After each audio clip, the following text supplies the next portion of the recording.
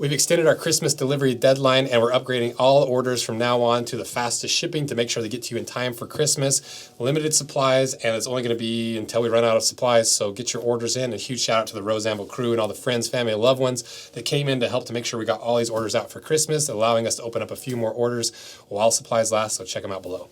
After cutting apart 300 plus boots and spending tens of thousands of dollars on footwear just to cut in half in the name of science and information, we run into lots of boots that are built basically the exact same over and over and over, but occasionally we run into one that's built in a really unique fashion, like this Origin boot. And Origin not only makes boots in a unique way, but they are far and away the most made in the USA boot that money can buy, hands down. But at what cost? So we're gonna cut these things in half and run them through our test to really see why these are the most USA made boots that you can buy, why nobody else makes boots in this same fashion, why these are Joe Rogan's favorite boots, why they feel different than most boots on the market, and they've only been making boots for around 3 years, and there's a few things that I think they could do to improve this boot. And thanks to Origin for sending us these boots and sponsoring this video. And to really understand what makes Origin so unique, you have to understand their history. And this is a lot more of a design theory and a design analysis of this boot. If you want to see more of the materials and testing of all that, go watch the first video that we did last year. This pairs really well with it to make a complete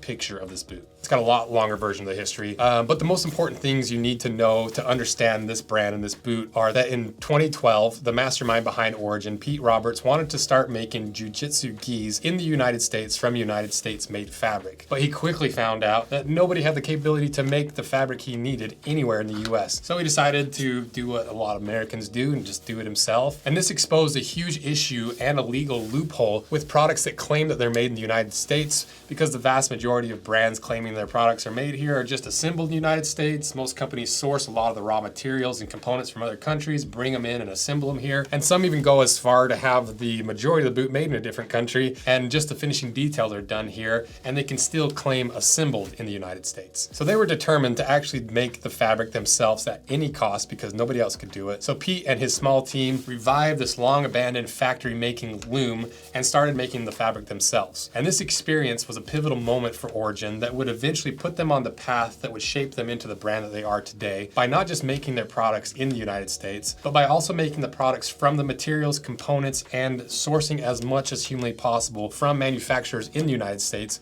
to truly make a product that's made in the United States. So that's a lot of made in the United States over and over and over again. So how much of this boot is actually sourced here? Because most boots can really only claim the leather and sometimes the outsole, and that's usually about it. But for Origin, on the other hand, their upper leather is made in Wisconsin, the lining leather is in Wisconsin, the Vibram outsole is in Massachusetts, the woven laces are from North Carolina, the foam sole is from Missouri, the foam footbed is from Ohio, the brass eyelets are from Massachusetts, the thread to sew the upper together is sourced from North Carolina, and the only thing on this entire boot that isn't sourced from the United States is this veg tan midsole that runs through the full length of the boot that's sourced in South America. And I was really hoping that they would have found a source for this from the last video, but it sounds like they're still on hot pursuit to find a supplier that can make this style of sole veg tan, because it is a unique tannage. And they've also done a few things to improve the design. They've removed the little pull tab on the back. I don't know if that necessarily improves it, but it's a change. They've also gusseted the tongue a lot higher to keep more junk out of your boot. And they've made the last that this boot is shaped around, basically how it's going to feel on your foot, they've made it wider and taller. But this all comes at a literal cost. It's more expensive to buy stuff sourced from the United States. And we'll see once we get this cut in half how much this boot would cost if it was made in a different country from different countries' components, in an attempt to calculate how much extra this ideal of having everything sourced from the United States is going to cost you as the consumer. And the materials are not the only thing that's super American about this boot, because where this boot is made has a big impact on how it's made. And if you didn't know, Origin is based in Maine, and Maine was once a large footwear producing area that historically was known for making two really famous styles of boots: logger boots, from when logging was really popular in that area in the early 1900s, and moccasins. And these two styles of footwear from that area are on two completely different ends of the spectrum. But the cool thing about this is this boot reflects some elements of both of those styles. And I'm not sure if it's an intentional thing where they're like, we want to put the history of this area into this boot, or if it was unintentional from the people that designed the boots were from that area, that had the experience from the lineage and history of boot making from that area with the logger boots and the moccasins that just naturally got infused into this. I'm not sure. But either way, there are some clear elements that are baked into this. Like when you look at it from the logging boots perspective, elements like the heavier leather through the veg tan midsole, the really heavy outsole, the really simple heritage style upper with just thick leather around your ankle. But the biggest similarity to more modern logging boots is the way that the toe is built. This is in a stitch down construction rather than a Blake stitch or a Goodyear welt. This is a lot more similar to the Pacific Northwest logging boots. And the interesting thing is usually for a logging boot at the heel, they would nail the heel together and bind all the midsole, upper, and insole together with those clinch nails. But you end up driving 80 plus nails per boot into that style of construction, which gets ridiculously heavy. So what Origin did was take that same concept and took some inspiration from the moccasin style construction from that area and tucked the upper in between the insole and the midsole, and then they run a Blake stitch, which is an internal stitch, sewing all those layers together all the way around the inside of the boot. And we've seen that same Blake stitch even just last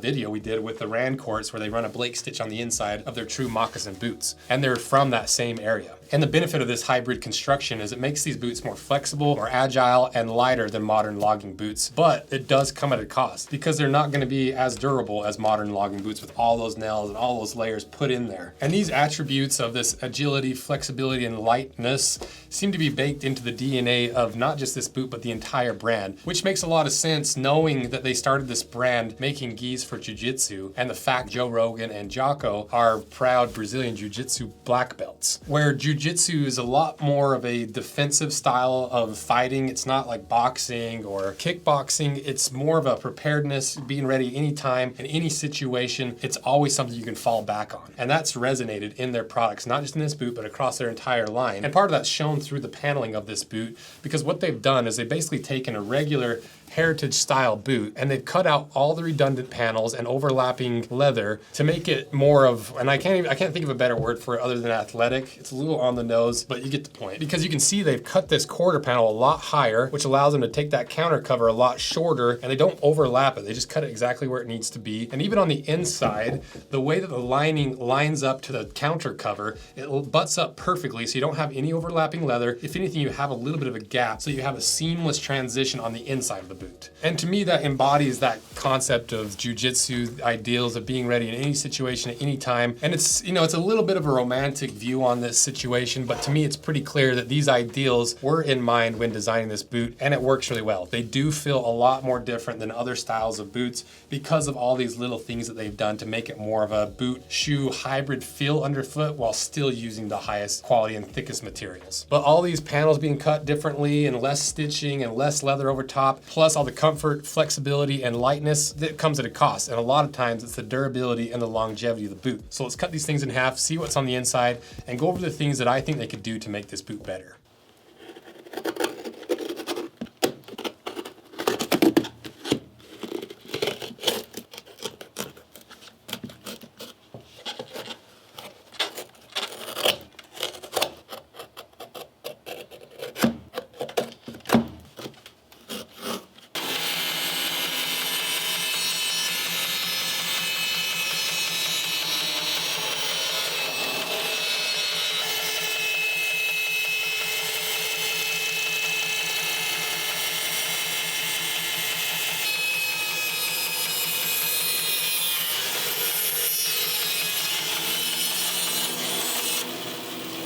All right, I've got them cut in half. And if you haven't seen the first video of this where we go through a lot more of the actual material, go watch that. I'll put links below. And also we did an unboxing of all their made in the USA clothes, and I've got some of their camlets in that video. We'll put links to that for Rose Anvil 2.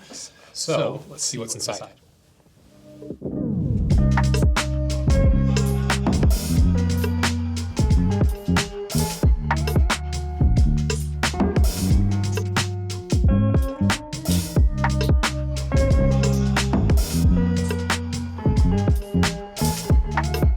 So now that we can see what's on the inside of this boot, how much would this cost to make in a different country from materials sourced not from the United States? Well, looking at the inside and these materials, I would say the internal components are a lot more like a boot that's averaging somewhere between $250 and $300 made in a foreign country, and at the most extreme end of value, maybe $200. So why is that? Well, is it prioritizing the ethos of this jiu-jitsu roots to be more comfortable, flexible, all that stuff we talked about? Or is it due to the extra cost caused by making the boots in the United States from US sourced materials? I think it's both. I think it's pretty clear that this brand's ideals are reflected in every aspect of this boot, which tells me it's intentional. And those same ethics and values are also involved in the materials that are sourced from the United States. It costs a lot more, and the labor costs a lot more to have stuff made in the United States. And I don't think anyone would argue with that. But just because it's made in the United States doesn't mean that it's intrinsically better than boots made in a different country. So what is the benefit of buying a boot made in the United States from US sourced materials? I don't think there really is any additional intrinsic value that's added to it. I think the value is in supporting the community and the people who are passionate about bringing jobs and manufacturing prowess back to the United States.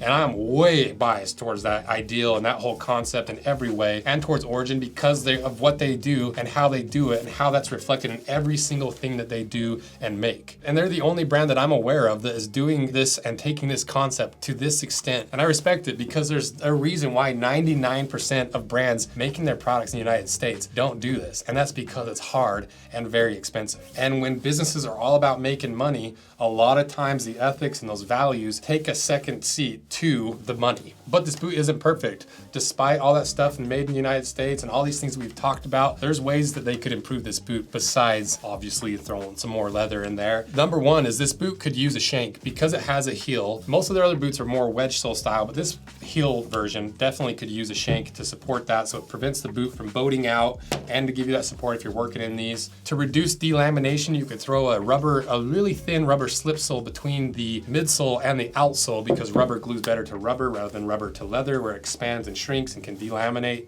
And since the heel is held on with a Blake stitch, I think I would throw an extra redundant stitch around the inside to have two structural stitches instead of just one, similar to that Japanese World War II boot we cut apart. And I just like speed hooks. I like having speed hooks at the top so I can quickly get my boots on and off. I would swap those eyelets out for speed hooks. But for a brand who's been making boots for 3 years, they are constantly improving year after year, like we talked about. They've already changed some things. So overall, to me, this boot truly is a unique boot on the market because it combines this unique style of moccasins made from Maine, but also the logging techniques and style of construction, heritage style with a more athletic feel, and it's a whole different level of made in the United States. And there's no boot company that I've ever seen get even close to doing what Origin claims. So let me know what you think and what your experiences are in Origin, and let me know what your thoughts are on, is it worth spending the extra money to support the US based companies sourcing their stuff from the United States, or do you care more about the value based proposition of how much boot can you get per dollar regardless of where it's made? So let me know what you guys think, and I'll put links to these other videos and these boots in the description, and thank you guys for supporting these videos. See ya. Bless me. So really, it doesn't have to do with cost of different country and different materials. Very expensive.